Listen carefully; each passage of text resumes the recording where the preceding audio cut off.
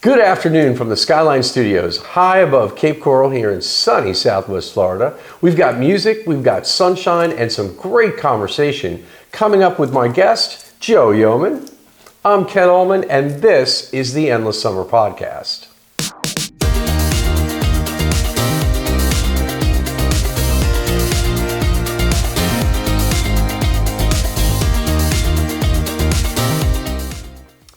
So here at the Endless Summer Podcast, we talk about music, the restaurant and the bar scene, and other local happenings in the Cape Coral, Fort Myers area.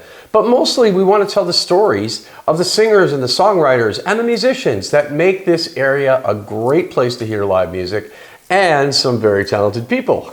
So before we get into our conversation with our guest, Joe Yeoman, a big shout out to our sponsor, Rum Runners. They're located right here in Cape Harbor at the southern tip of Cape Coral. Great waterfront views, live music 7 days a week, tasty drinks, I might add, a friendly staff, and best of all, awesome food. They open every day at noon, and I promise if you stop in, you will not be disappointed. All right, so living in Southwest Florida is really like being in an endless summer. And with that comes some great live music, which brings me to today's guest, Mr. Joe Yeoman. Nice to meet you, sir. Joe, pleasure. Thanks for coming today, and it's great to have you here. And I always have to ask the first question, are you a native Floridian? I am not. So we're batting 1,000. Yeah. So where are you from? I'm originally from Georgia. Moved down here about 2 years ago. Oh, so recently. Okay. Yeah. And what brought you to this area? My wife's family grew up in Sarasota, so we were moving all of them back down and all that stuff. So. Okay. Yeah, because I saw that I was reading about you on your website, and I saw that you had started at a younger age, and you got a guitar, I believe, from your grandfather. Is that kind of what got you started? Yeah, I mean, my dad always played, Mom kind of sang and did all that kind of stuff, and they did the church circuit stuff, doing that kind of thing. Okay. And then when I grew up and was actually able to hold a guitar and actually play it, kind of started playing and did that thing. So you come from kind of a musical family in a sense. And what about singing? When did you figure out you could sing? That's kind of funny because I've always been super shy. So I tried to sing when I was a teenager and it really didn't take. And so I really didn't start playing music out until I was like 27, 28. Oh, wow. Okay. And I started singing karaoke a little bit before that. Oh, so that's kind of where I got my start into it. I'm like, hey, I'm not too bad. I asked that question of everybody because, some people have sort of had formal singing training and some just discovered that they knew what they were doing, or someone else said, hey, you should sing, or something like that. Yeah, no training here. Yeah, and I had a little bit of coaching when I was young. But yeah, I think it's, I also think just like music, it's a feel and it's a gift, and I'm sure you are. I'm grateful I have it. I can tell you that. Absolutely. So you started playing out professionally when I was 28. Wow. Yeah. How long ago was that? I'm 43 now. So 40. Okay. Yeah. Oh, okay. So I'm terrible at math. So. Me too. There should be no math in a podcast, but feels like a long time ago. Yeah. And do you play elsewhere besides around here, or did you play up there? I did play up there. So right. Oh, you must have, right? Because you just moved here 2 years. Yeah. Sorry. Yeah. A lot of classic rock bands and stuff. I started my own country band up there and doing that sort of thing. Oh, okay. So I mean, kind of all over the place as far as that goes. And what's the band makeup now? Currently, right now, we're just a duo, and we're looking to put together the rest of the band. And it's going to be a majority country, along with the hits that you kind of got to play. Yeah, so. Sure. Yeah, this area, really likes to hear certain stuff, and I always felt like there's nothing wrong with that. Like I was in a band way many years ago up in PA, and the leader of our band, he always wanted to play all these eclectic songs, and they were cool, but you would play them, and the audience would be like. That was more doing it for yourself. And here you got to do it for the crowd. Right. So who are you influenced by? I'm assuming obviously some country artists. Yeah, I mean, like I said, I'm kind of all over the place. But I mean, as far as old school stuff, I love like Merle Haggard and Waylon Jennings and that whole the outlaw type of stuff. 80s and 90s country, I like a lot of Travis Tritt and Doug Stone and those kind of guys. I'm a Travis Tritt fan. I like him too. I like the way he did. Didn't he do the version of "Take It Easy"? He did, and had the Eagles play on it. And I always thought that was a really good. That was just a really good version of it. And that got the Eagles back together.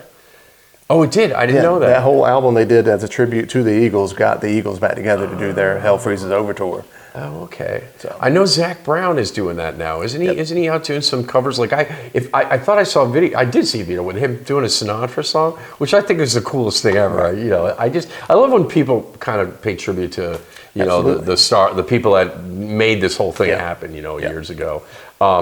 So one of the other things I was going to ask, do you play other instruments? I play at other instruments. So I can kind of play bass a little bit. Never heard that expression. I can play keys a little bit. I can bang on the drums a little bit, but not enough to. I'll just stick to the guitar stuff. Well, enough to I always thought if you had a little bit of that, at least you could sort of explain to somebody what you want. Right. Right. Exactly. Like if you can't play it at all, but if at least you could give them like an idea of what what you might be doing. Yep. So that's the makeup of the band now. But you're looking to form a larger band. Yep. I gotcha. Yep. I gotcha. And you play obviously a lot of local places. We do. You go further up St. Pete area or anything like that? Not quite that far. I mean, we've been playing about Venice is about as far as we went up. Okay. It just doesn't feasibly make sense to go. I and there's so many places down here. Yeah. Well, that's true, right? I mean, right, even within the confounds of this area, there's probably 5 to 10 places within 2 miles here you could play. So that's what we try to do. We always try. My partner and I, we always try to stick to local stuff because it doesn't make sense when you got to start driving an hour. True. Of course, around here, an hour could be to 4 10 miles away. Yeah, exactly. 10 miles. One of the other things I was going to ask you is like one of my friends had always said Florida's kind of like a side hustle state. Everybody has one regular job. Is this all you do now, or? It's currently no. I actually install garage doors during the day. Okay. So I do that full time, and then weekend warrior it. Do that. Yeah. I would like to transition to being a full-time musician. Yep. And I think the market down here would be good for that. Oh, it's great. Yeah. It's 7 nights a week at most places. Oh, yeah. And a lot of places have 2 shifts. Right. A lot of places do like a 1 to 4 and a 5 to 9 or 1 to 5 and 5, 6 to 9 or whatever. But yeah, and that's the one thing nice is there's no shortage of places to play around here. Correct. So and mostly when you're out, like you said, you play some. Do you mix? You write originals, right? Yes, I do. So do you mix some of the originals in with you when you play out? I do whenever. Usually, what we'll do. Ryan Ancona is the lead guitar player, my partner that we play in our duo, and he needs a break, go get something to eat, and a lot of times if the crowd's into it, I'll just keep playing. Doing original, and I'll throw in some original stuff, and then some obscure songs that he may not know. Because he comes from a rock background, so a lot of the country stuff doesn't. Yeah. So. I throw in originals once in a while, but I don't tell anybody. I just play it. Right. And pretend like somebody bigger. Yeah, I love to see what the reaction is, and sometimes, because I've written a couple country songs, and I like to play them and see what people think. Any particular, so are you a guitar collector? I see you have a Yamaha here. Yeah, I mean, I wouldn't necessarily, it depends on who you ask. If you ask my wife, I'm a guitar collector, but I like different types of guitars. It's like I don't necessarily go for any type of like one brand or anything like that. Matter of fact, I've even built several Telecasters myself just because I just like the way, I have a certain way of building things that I like to hear. So how do you go about, you like buy the basic Telecaster and then you modify it, or when you say you built it? No, I mean, I'd go and buy different parts. Like I'll go buy a body from here or a neck and that sort of thing. And then as far as the electronics and all of the pickups and stuff, I'll put together what I think I want to hear and go from there. So well, that's dedication. When you're building your own. I have a good friend from high school that builds guitars for a living, and his company does amazing work. He's built several like acoustic electrics for George Benson. Oh wow. Yeah, and I know how hard, because I've seen the process. I know how hard that is to do. That's cool though. That's a neat hobby, right? Yeah, it is. And I have a lot of hobbies, so it's like that's just one of them that I like to do. I'll get some advice. As I've gotten older, I realize you sort of have to take those hobbies and kind of start to thin them down a little bit. Because you end up spending a ton of money on 14 different hobbies, and I never got good at any of them. and then the next thing you start realizing is you don't have time for as many. Right. Correct. So I kind of, music for me, the podcast, and I volunteer. That's pretty much. I've decided to limit. Those are all cool things. But I've decided to limit my hobbies to those three things. So, what about? There was something else I was going to ask you about the band. You play right now. Where are you playing right now? Currently, we play at Fathoms, and we play at Finn's. Seafood dive bar. Yeah, I know David. Great place too. I stop there for lunch all the time. Boathouse Tiki Bar. Oh, okay. So we do a lot of places there. Bimini, Bait Shack.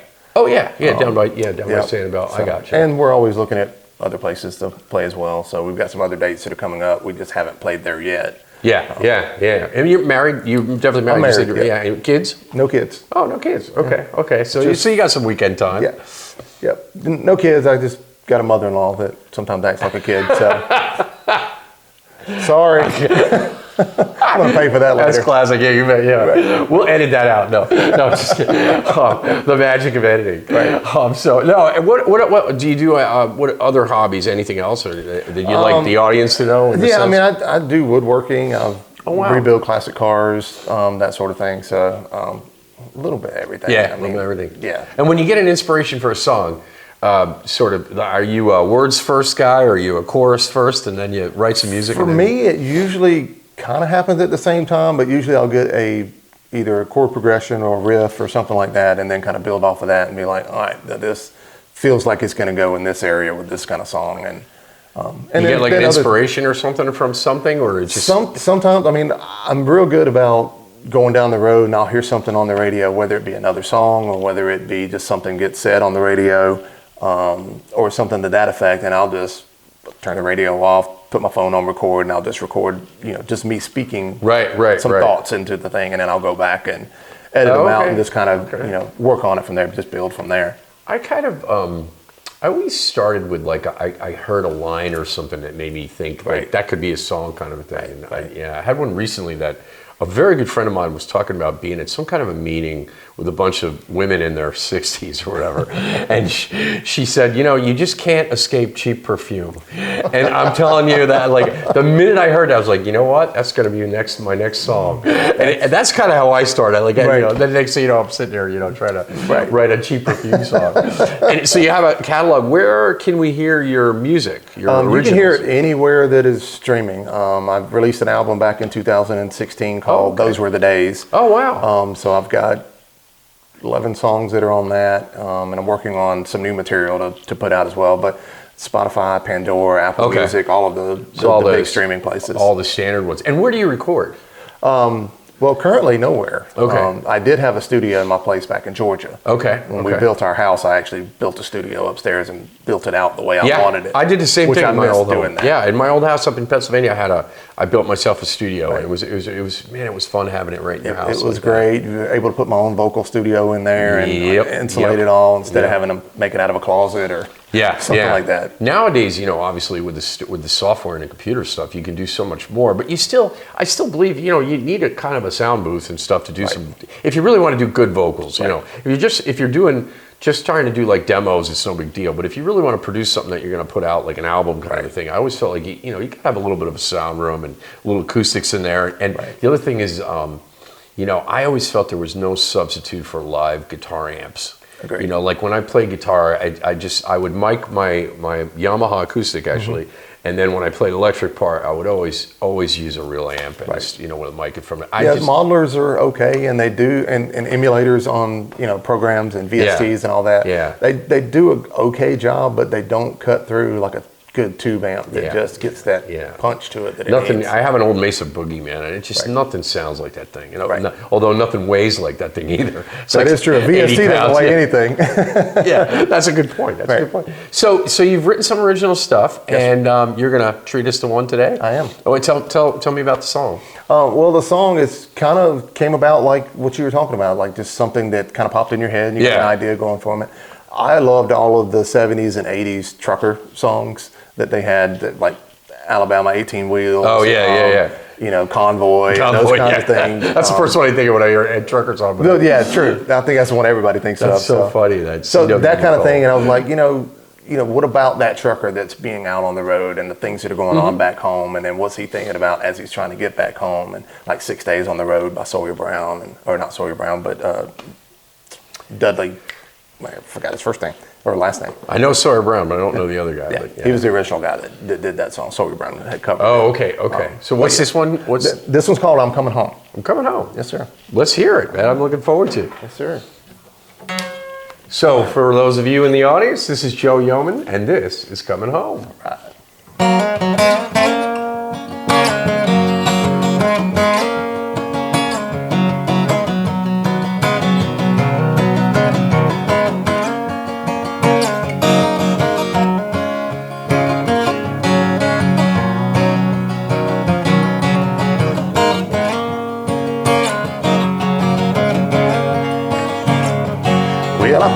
out of Tulsa, driving my life away.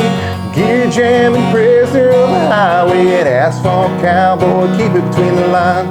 Making my way to another 1,000,000 miles. Got a big cup of coffee and wailing on the radio. I'm a coming home.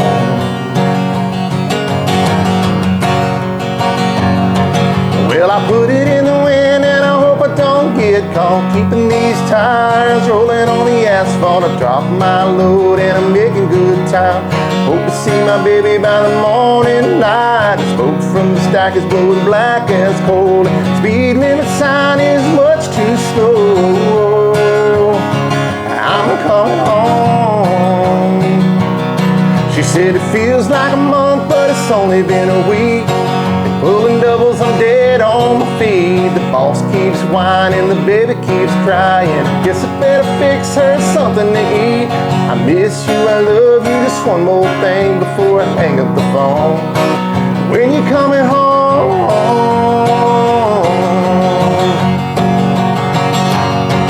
Well, I put it in the wind and I hope I don't get caught keeping these tires rolling on the asphalt. I drop my load and I'm making good time. You can see my baby by the morning light. Smokes from the stack is blowing black as coal. Speed limit sign is much too slow. I'm a coming home.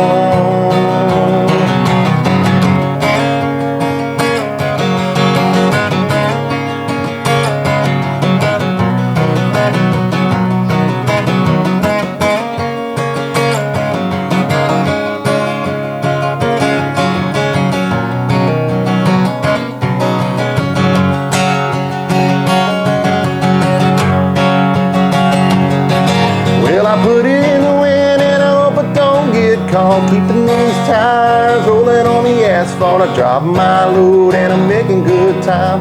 Hope to see my baby by the morning light. The smoke from the stack is blowing black as coal. And the speed limit sign is much too slow. I'm a coming home.